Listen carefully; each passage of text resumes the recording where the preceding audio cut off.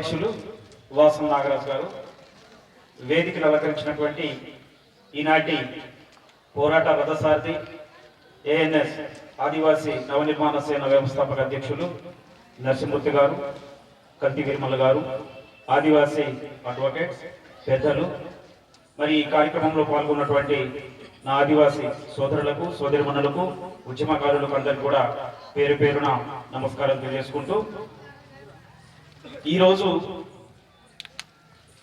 ఈ ర్యాలీ చూసిన తర్వాత, ఈ సమావేశం చూసిన తర్వాత ఆదివాసీలలో ఒక ఉద్దేశం, పోరాటాలు ముందు ముందు ఉధృతంగా చేయాలనేటటువంటి ఒక కసి తపన వచ్చిందని నేను భావిస్తా ఉన్నాను.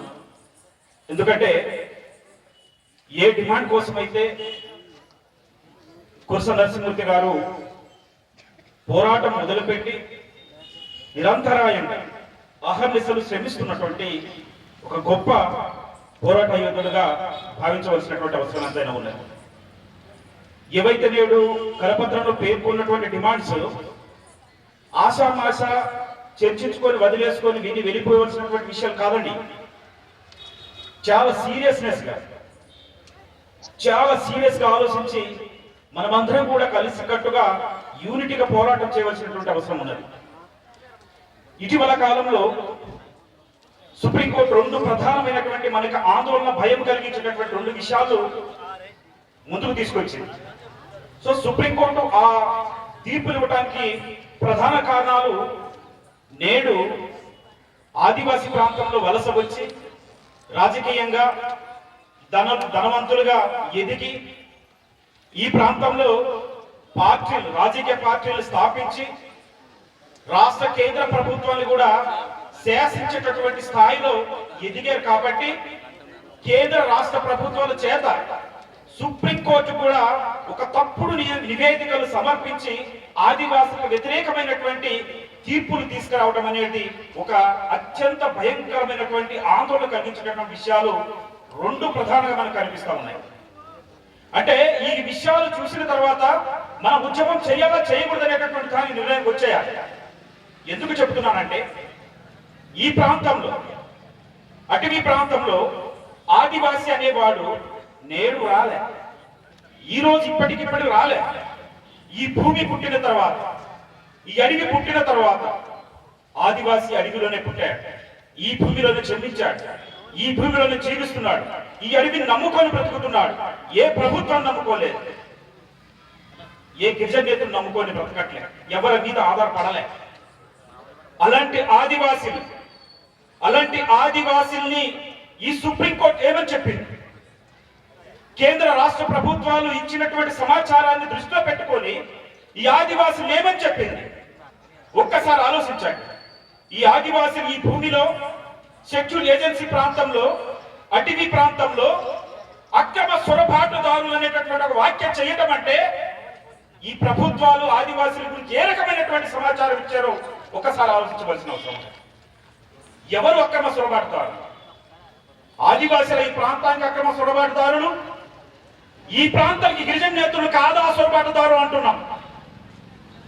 ఈ అడవిని నాశనం చేస్తున్నటువంటి వలస వచ్చినటువంటి గిరిజన నేతలు అక్రమ సొరబాటుదారులు అనే విషయం ఈ రాష్ట్ర ప్రభుత్వానికి కానీ, ఈ కేంద్ర ప్రభుత్వానికి కానీ, సుప్రీంకోర్టు అత్యున్నతమైనటువంటి న్యాయస్థానం ఆదివాసుల అక్రమ సొరబాటుదారులు వాళ్ళు వెంటనే ఖాళీ చేయాలని సుమారు దేశంలో 20 రాష్ట్రాల్లో 42 లక్షల ఆదివాసీ జనాలు ఎవరైతే దరఖాస్తు చేసుకున్నారు, నేడు కూడా మీరు చేసుకుని ఉన్నారు కదా.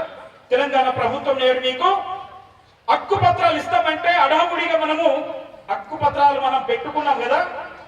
ఇది ఒక పెద్ద స్ట్రాటజీ, పెద్ద మోసం. ఇది పెద్ద మోసం. ఎందుకు చెబుతున్నామంటే, సుప్రీంకోర్టులో వచ్చినటువంటి ఏదైతే ఒక వ్యాఖ్యం ఉందో, ఒక మాట ఉందో, ఆ మాట వెనకాల ప్రభుత్వం ఇచ్చినటువంటి సమాచారం. సుప్రీంకోర్టు ఒకటి అడిగింది, ఓకే ఆదివాసుల అడవిలో అక్రమంగా వచ్చి ఉంటే, నిజంగా వాళ్ళు అక్రమంగా వచ్చి ఉంటే దానికి ప్రూఫ్ కావాలని అడిగింది. ఈ రోజు తెలంగాణ ప్రభుత్వం కూడా మనల్ని ప్రూఫ్ అడుగుతుంది. ఏమని అడుగుతుంది తెలుసా? 2005లో అటవీ హక్కుల చట్టం ఎప్పుడైతే వచ్చిందో డిసెంబర్ 13 డిసెంబర్ 13 నాటికల్లా ఆదివాసి అడవిలో పోడు వ్యవసాయం చేస్తున్నట్టుగా ఒక ఆధారం కావాలంటుంది. అరే బాబు, ఆదివాసి 2005లో కాదు, డిసెంబర్ 13 కాదు, శతాబ్దాల క్రితం అడవిలో ఉన్నాడు ఆయన. ఇంతకంటే ప్రూఫ్ ఏం అవసరం లే.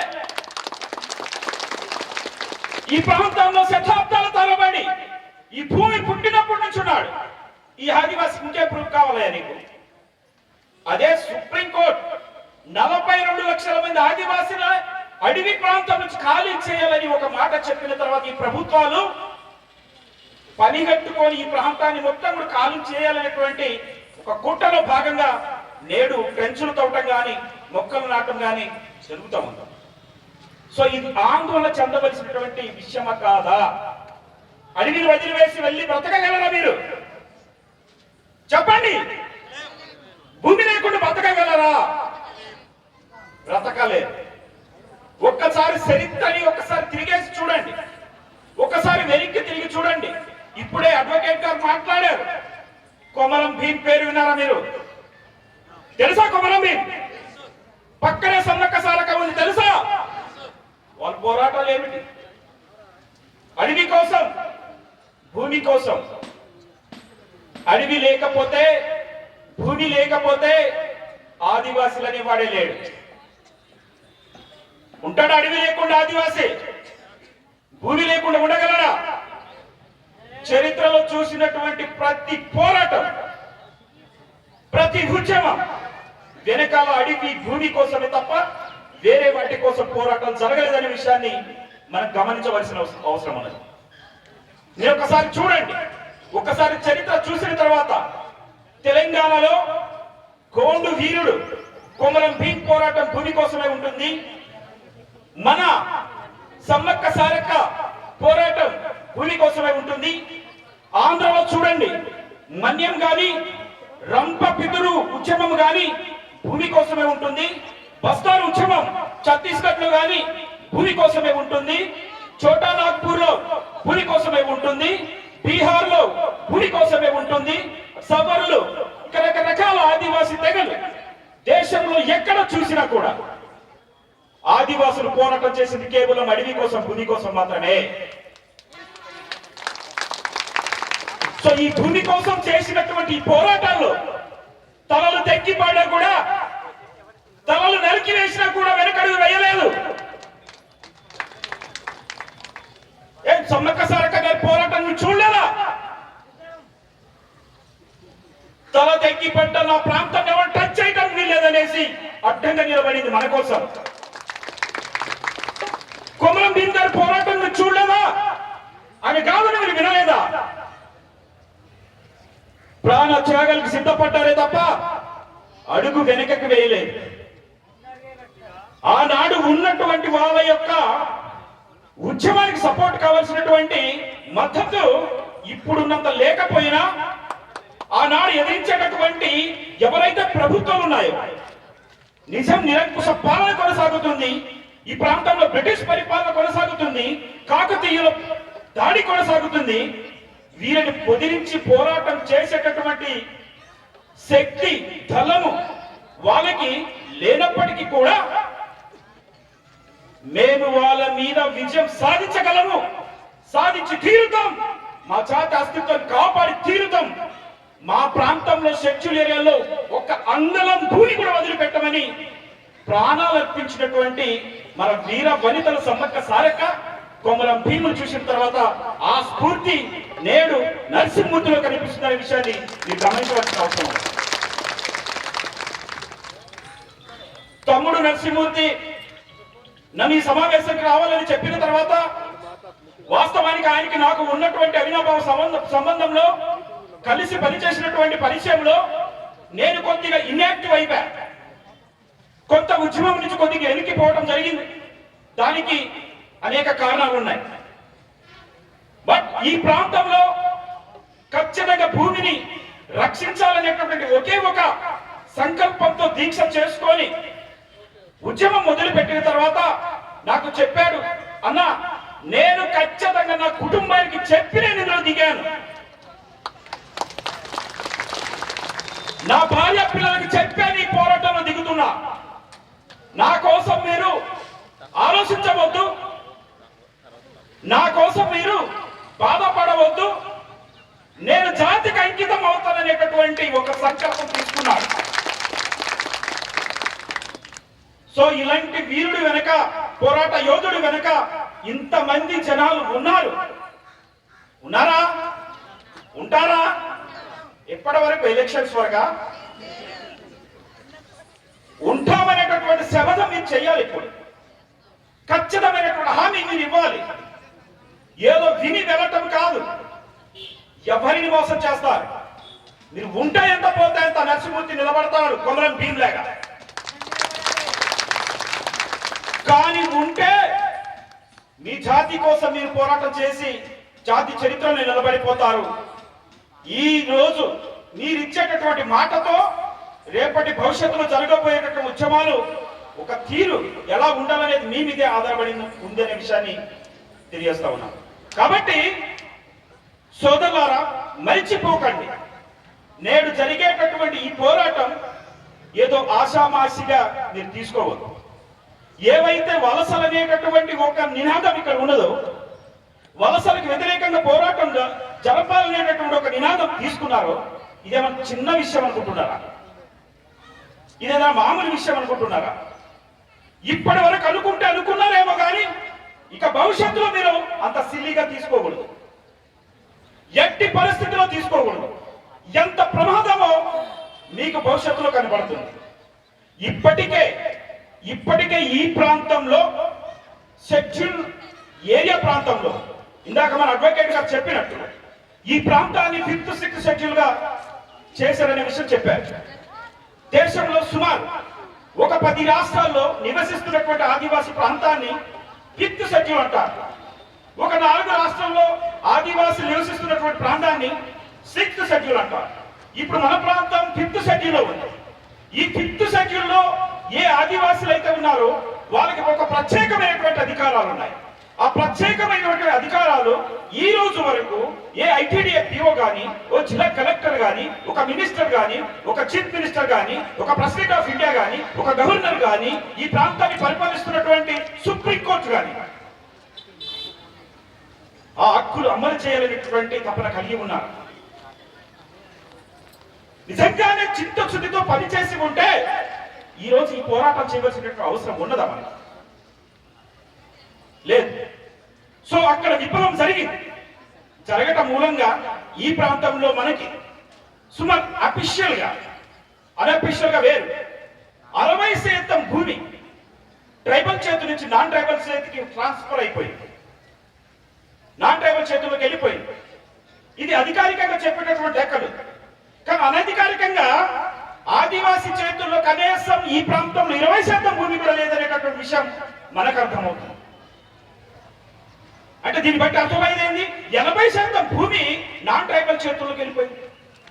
అంటే ఆదివాసీలు ఇందాక ముద్రాజ్ గారు చెప్పినట్టు పోడుగొట్టి సాగు చేసి సారవంతమైనటువంటి భూముల్ని నేడు ఈ ప్రాంతంలో వలస వచ్చినటువంటి వారు. సో వలస అనగానే ఇక్కడ ఒక సెంటిమెంట్ తీసుకొస్తా ఉన్నారు. అంటే భారత రాజ్యాంగంలో గిరిజన నేతృడికి ఏజెన్సీలో బతికేటటువంటి స్వేచ్ఛ హక్కు లేదా అంటున్నారు. లేదా అనేటటువంటి క్వశ్చన్ అడుగుతా ఉన్నారు. ఆఫ్ కోర్స్ ఉండొచ్చండి. కానీ అదే కాన్స్టిట్యూషన్ లో ఆదివాసులకు హక్కులు కల్పించున్నారు.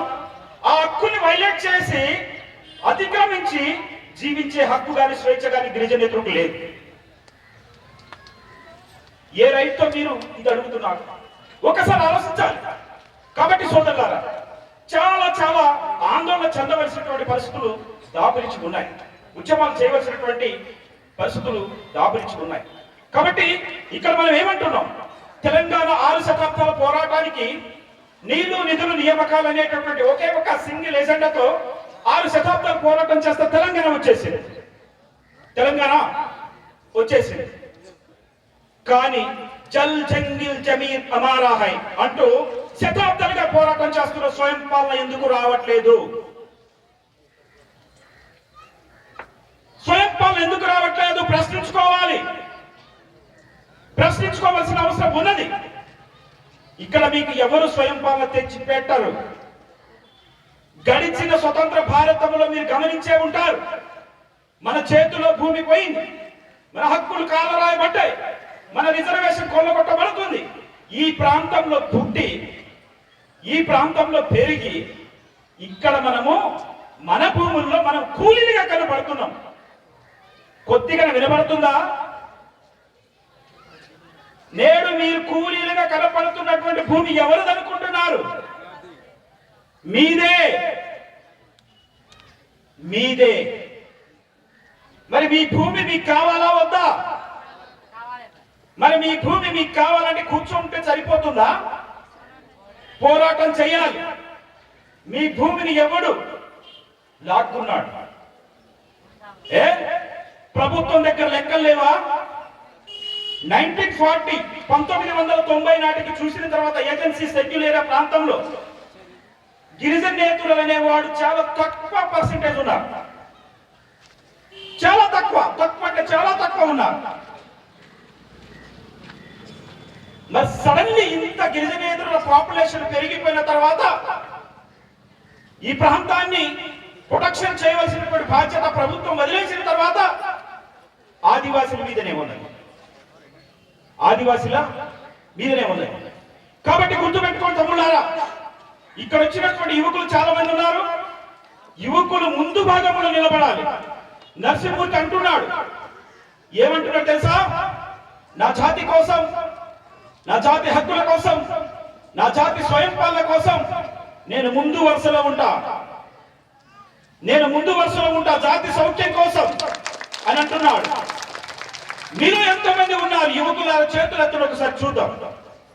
వెరీ గుడ్, ధన్యవాదాలు. ఇదే స్ఫూర్తి ముందుకు సాగవలసిన అవసరం ఉన్నది. ఎందుకు చెబుతున్నానంటే ఈ ప్రాంతంలో నీవు స్వేచ్ఛగా తిరగాలన్నా, ఈ ప్రాంతంలో నీవు ఉద్యోగం చేయాలన్నా, ఈ ప్రాంతంలో నీవు ఉపాధి దక్కాలన్నా, ఈ ప్రాంతంలో నీవు బిజినెస్ చేయాలన్నా నీవు పోరాటం చేసి తీరాలి. ఇక్కడ చాలా మంది మహిళా నాయకురాలు ఉన్నారు. మీకు నేను చాలా స్పష్టంగా చెబుతున్నానండి ఒక మాట. ఎందుకు చెబుతున్నానంటే ఇందాక ముద్దురాజు గారు చెప్పిన విషయాన్ని మీకు స్పష్టంగా తెలియజేస్తా ఉన్నాను. మీకు ఇచ్చినటువంటి అత్యున్నతమైనటువంటి ఒక పవర్ ఉందండి మీ దగ్గర, స్పెషల్ పవర్స్ ఉన్నాయి మీ దగ్గర. అంత పవర్ మీ చేతిలో పెట్టుకొని మీరు దేనికోసం పనిచేస్తున్నారు ఒక్కసారి ఆలోచించండి. నేను భద్రాచలం నుంచి వస్తా ఉంటే 100 లారీలు రోడ్డు మీద, 100 లారీలు. ఎవరిదండి ఇసుక? ఎవడు తోడుకెళ్తున్నాడు? ఎవడు బాగు కోసం? ఎవడు డెవలప్మెంట్ కోసం? ఎవడు పర్మిషన్ ఇచ్చారు వీళ్ళకి? ఈ పర్మిషన్ ఇవ్వడానికి కారణం ఎవరు? దాంట్లో మనము కూడా భాగస్వాములమై ఉన్నాం. కానీ మీకొచ్చేది ఎంత ఆలోచించండి. మీకొచ్చేది ఎంత? మీ గ్రామానికి వచ్చేది ఎంత? మీ జాతికి వచ్చేది ఎంత? దోచుకెళ్ళేది ఎంత? ఒక గ్రామ సభకు సంబంధించినటువంటి ఒక తీర్మానం, ఒక పవర్ఫుల్. నేను సుప్రీంకోర్టు ఒక జడ్జిమెంట్ ఇస్తే అదే దానికి సమానమైనటువంటి స్థాయిలో ఒక గ్రామ సభ తీర్మానం పవర్ఫుల్. అంత ఖచ్చితమైనటువంటి తీర్మానాలు మీ చేతిలో పెట్టుకొని వారు ఇచ్చేటటువంటి పదవ పరకకు ఆశపడి హక్కులు ఉల్లంఘనకు పాడుతున్నాం, జాతికి నష్టం చేస్తున్నాం. ఇక నుంచి ఈ ప్రాంతంలో ఖచ్చితంగా ఇసుక బిజినెస్ నడవాలంటే దానికి యజమానులుగా మీరే ఉండాలి. దానికి యజమానులు మీరు, కూలీలు కాదు.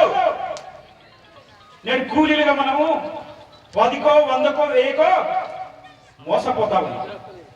అది జరగకుండా అడ్డుకట్ట వేయవలసినటువంటి అవసరం ఎంతైనా ఉందనే విషయాన్ని కూడా మీకు తెలియజేస్తా ఉన్నాను. అంతేకాకుండా ఇంకా చాలా మంది మేధావులు మాట్లాడవలసినటువంటి వాళ్ళు ఉన్నారు కాబట్టి 1-2 విషయాలు చెప్పి నేను ముగిస్తానండి. సో తమ్ముడి దాకా అడ్వకేట్ గా చెబుతూ 1917 యాక్ట్ వచ్చింది, 1949 యాక్ట్ వచ్చింది, 1959 యాక్ట్ వచ్చింది, 1970లో 1/70 వచ్చింది. ఇన్ని చట్టాలు ఉన్నాయండి. భూమిని పరిరక్షించడం కోసం ఇన్ని చట్టాలు వచ్చినాయి. ఇన్ని చట్టాలు వచ్చిన మన చేతిలో భూమి ఎందుకు లేదు? ఎక్కడ లోపం జరుగుతుంది? ఒక్కసారి ఆలోచించుకోవాలి. అట్లాగే ఈ ప్రాంతంలో మీ చేతిలో అత్యున్నతమైనటువంటి గ్రామ సభ ఉన్నప్పుడు వీటికి అడ్డుకట్ట వేసేటటువంటి అవకాశం లేదట. 100కు 100% ఉంది. దానినే పట్టుకున్నాడు నరసింహమూర్తి. ఎలా పట్టుకున్నాడో చూడండి. నేడు నరసింహమూర్తిని చూసిన తర్వాత అచ్చమైన అసలు సిసలైన నికార్సైనటువంటి ఆదివాసి బిడ్డగా నాకు కనిపిస్తాడు. ఎందుకంటే ఒక నూతన ఒరవడిని తీసుకొచ్చాడు ఉద్యమంలో. ఎప్పుడు పాత చింతకాయ పచ్చడి లేగే కాకుండా ఒక నూతన ఒరవడిని పట్టుకొచ్చాడు. అంటే లేని దాన్ని చేయలేదు, ఉన్నదాన్నే వినూత్నంగా ప్రభుత్వానికి తీసుకెళ్తున్నాడు. సో నేడు ఇదే వెంకటాపురం మండలంలో ఎంతమంది ఎంపీటీసీ ట్రైబ్స్ ఉంటారు, ఎంతమంది సర్పంచులు ఉంటారు, ఒక ఎంపీపీ ట్రైబ్ ఉంటారు. మరి జడ్పీటీసీ ట్రైబా నాన్ ట్రైబా నాకు తెలియదు, ఎందుకంటే నాన్ ట్రైబ్ కూడా అవకాశం ఉంది కాబట్టి. సో ఇక్కడ గమనించవలసినటువంటి అత్యున్నతమైనటువంటి ఒక లోటు. ఇప్పుడు ఎట్లా కుమరం భీం గారు లేగా, సమ్మక్క సారక లేగా, గంటం ధర మలుధర లేగా, సోయం గంగులు లేగా, బిర్సా ముండలు లేగా పోరాటాలు చేసి ప్రాణాలు అర్పించుకునేటటువంటి పరిస్థితులు అయితే మన దగ్గర లేవు. అంత స్ఫూర్తి కూడా మన దగ్గర కనిపించట్లేదు. కనీసం 1996 వచ్చినటువంటి పంచాయతీ రాజ్ యాక్ట్ ఏదైతే ఉందో, పెసా యాక్ట్ ఏదైతే ఉందో, దాంట్లో మనకి కల్పించబడినటువంటి ప్రత్యేకమైనటువంటి అధికారాలు ఏదైతే ఉన్నాయో ఆ అధికారులు ఖచ్చితంగా మనం యూజ్ చేసుకుంటూ ఉపయోగించుకుంటే కనీసం మనం అనుకున్నటువంటి స్వయం పాలనలో 1% అన్న చేయగలుగుతాం. 1% ఏదైతే ఆ యాక్ట్ ఉందో ఆ యాక్ట్ అమలు చేసే విషయంలో సర్పంచులు ఆనాటి నుంచి ఈనాటి వరకు చూడండి. 1951 నుంచి నాకు తెలిసి ఈ పొలిటికల్ ఓటు హక్కు అనేటటువంటి వచ్చిన తర్వాత సర్పంచులు మొత్తం కూడా ఎంత దారుణంగా ఈ జాతికి నష్టం చేసే విధంగా ప్రవర్తించారంటే, వాళ్ళే కనుక ఖచ్చితంగా ఉంటే ఈ రోజు మనకి ఈ పరిస్థితి వచ్చిండేది కాదు. కనీసం నేను ఇదన్నా మనం పట్టుకోవాలి. ఎందుకు చెబుతున్నామంటే 1996లో వచ్చినటువంటి ఈ చట్టం ఏం చెబుతుంది? ఏదైతే ఈనాడు వలసలను అడ్డుకోవాలనేటువంటి ఒక డిమాండ్ ఉందో ఆ డిమాండ్ ప్రకారం వలసల్ని నిరోధించేటటువంటి అధికారం గ్రామ సభకు ఉంది.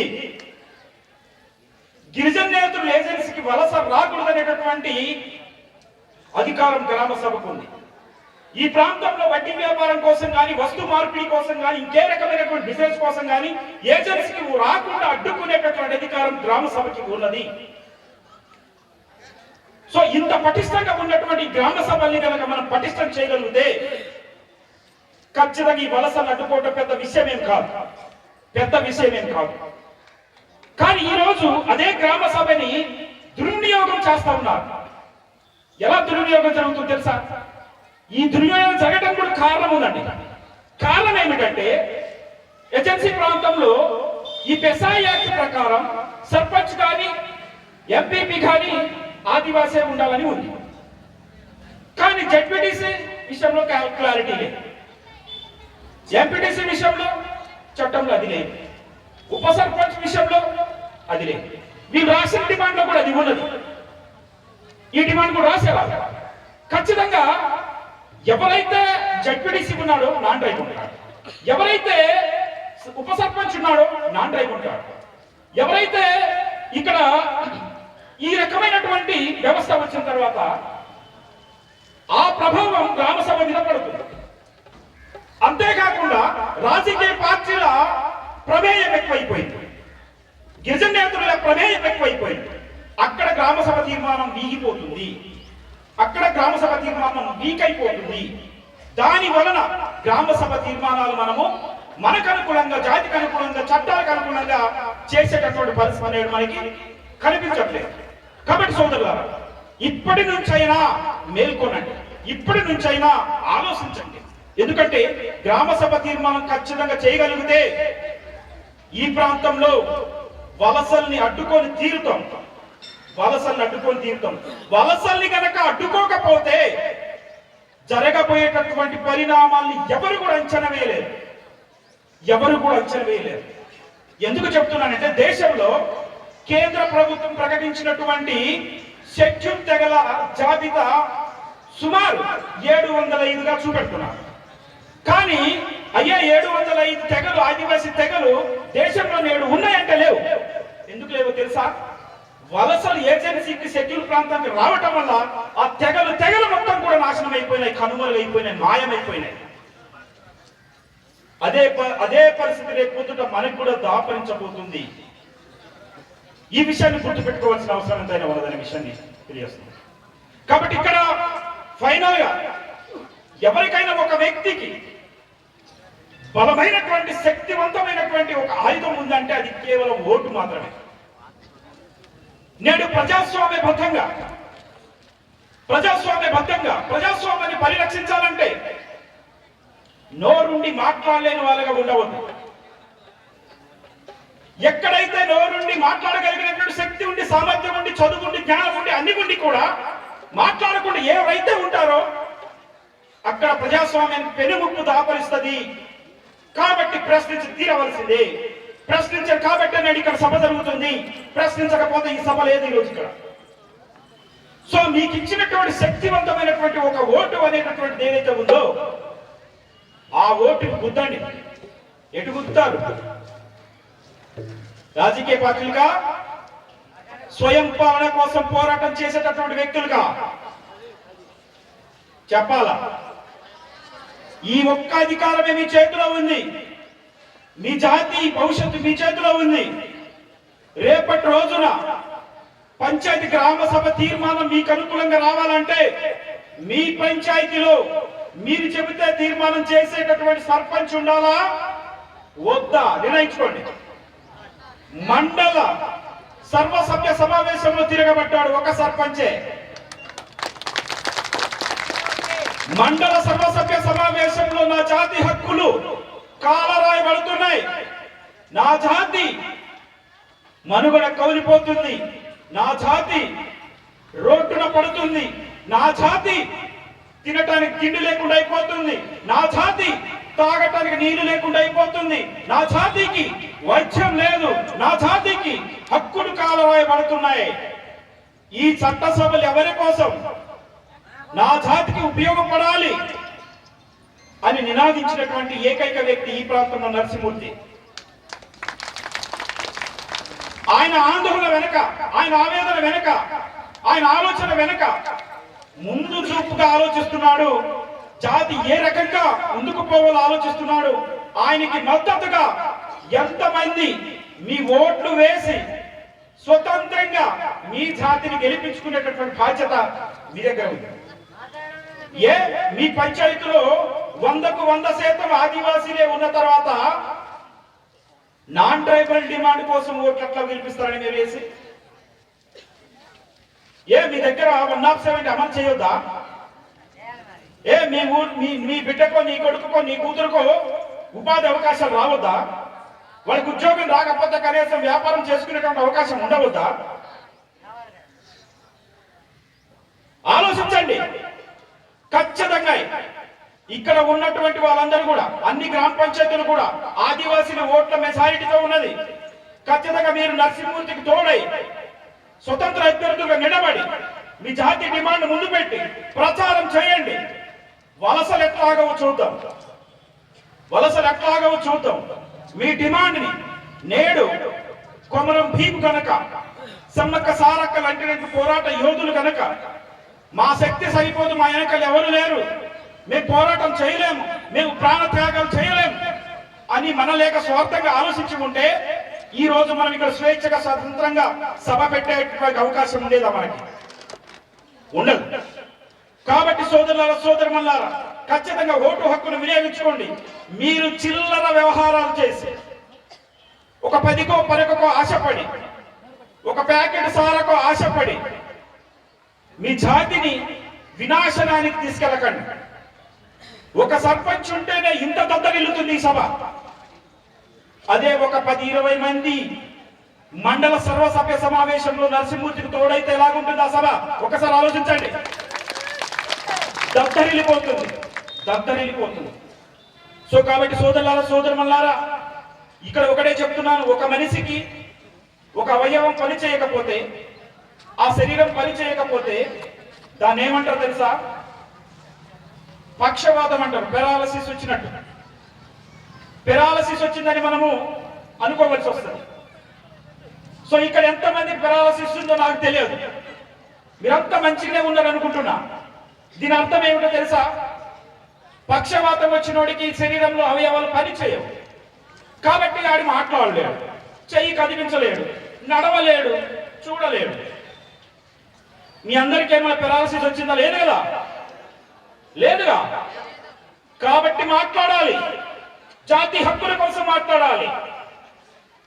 ఎవరైతే బ్రతికుండి కూడా మాట్లాడలేడో వాడు సచ్చిన శవంతో సమానమైన ఒక మేధావి చెప్పాడు.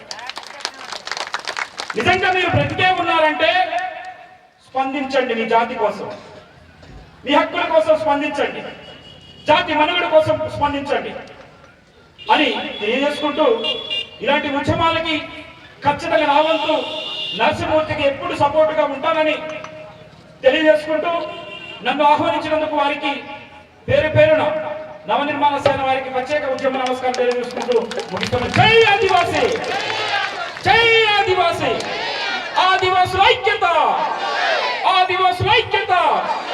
ఏజెన్సీలో వలసలు నిరోధించాలి. పోరాడదాం వలసలకు వ్యతిరేకంగా, పోరాడదాం వలసలకు వ్యతిరేకంగా. Go back, go back, go back, go back. Thank you.